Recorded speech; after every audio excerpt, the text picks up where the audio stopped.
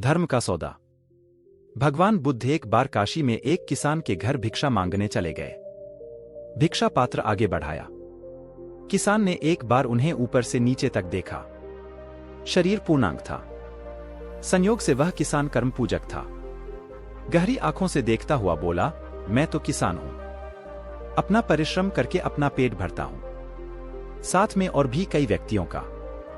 तुम क्यों बिना परिश्रम किए भोजन प्राप्त करना चाहते हो? बुद्ध ने अत्यंत ही शांत स्वर में उत्तर दिया, मैं भी तो किसान हूं, मैं भी खेती करता हूं। किसान ने आश्चर्य से भरकर प्रश्न किया, फिर अब भिक्षा क्यों मांग रहे हैं? भगवान बुद्ध ने किसान की शंका का समाधान करते हुए कहा, क्योंकि वत्स, वह खेती आत्मा की है। मैं ज्ञान के हल से श्रद्धा के बीज बोता हूं, तपस्या के जल से सिंचता हूं। विनय मेरे हल की हरिस, विचारशीलता फाल और मन नरैली है। सतत अभ्यास का यान मुझे उस गंतव्य की ओर ले जा रहा है जहां न दुहक है न संताप। मेरी इस खेती से अमरता की फसल लहलहाती है। ऐसे में यदि तुम मुझे अपनी खेती का कुछ भाग दो और मैं तुम्हें अपनी खेती का कुछ भाग दूं तो क्या यह सौदा अच्छा न रहेगा? किसान की समझ में बात आ गई और वह तथागत के चरणों में अवनत हो गया। पंडित और मूर्ख। श्रावस्ती के दो युवकों में बड़ी प्रगाढ़ मैत्री थी। दोनों ही दूसरों की जेब काटने का धंधा करते थे। एक दिन भगवान बुद्ध का एक स्थान पर प्रवचन चल रहा था। अच्छा अवसर जानकर दोनों मित्र वहीं जा पहुंचे। उनमें से एक को भगवान बुद्ध के प्रवचन बहुत अच्छे लगे और वह ध्यानावस्थित होकर उन्हें सुनने लगा। दूसरे ने कई जेबें इस बीच साफ कर लीं। शाम को दोनों घर लौटे। एक के पास धन था, दूसरे के पास सद्विचार। गिरहकट ने व्यंग्य करते हुए कहा, तू बड़ा मूर्ख है रे, जो दूसरों की बातों से प्रभावित हो गया।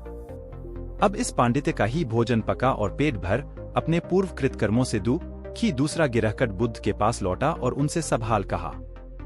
बुद्ध ने समझाया, वत्स, जो अपनी बुराइयों को मानकर उन्हें निकालने का प्रयत्न करता है वही सच्चा पंडित है, पर जो बुराई करता हुआ भी पंडित बनता है वही मूर्ख है। धन्यवाद। वापस। एक बार की बात है, भगवान बुद्ध ज्ञान का प्रचार करने के क्रम में घूमते हुए एक ब्राह्मण के घर ठहरे। उस समय ब्राह्मण बुद्ध से काफी खफा रहते थे, क्योंकि ब्राह्मणों को लगता था कि बुद्ध ने उसके धर्म को नुकसान पहुंचाया है।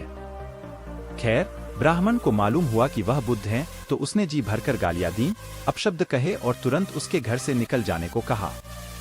बुद्ध देर तक सुनते रहे। जब उस ब्राह्मण ने बोलना बंद किया तो उन्होंने पूछा, द्विजवर, आपके यहाँ कोई अतिथि आते होंगे तो आप उनका सुंदर भोजन और मिठाई से स्वागत करते होंगे, इसमें क्या शक? उसने उत्तर दिया। और यदि किसी कारणवश मेहमान खाने से इनकार कर दे तो आप उन पकवानों को फेंक देते होंगे। फेंक क्यों देते हैं? हम स्वयं ग्रहण कर लेते हैं, उन्होंने विश्वासपूर्वक उत्तर दिया। तो हम आपकी यह गालियों की भेंट स्वीकार नहीं करते, अपनी वस्तु आप ग्रहण करिए। यह कहकर बुद्ध मुस्कुराते हुए वहां से चल पड़े।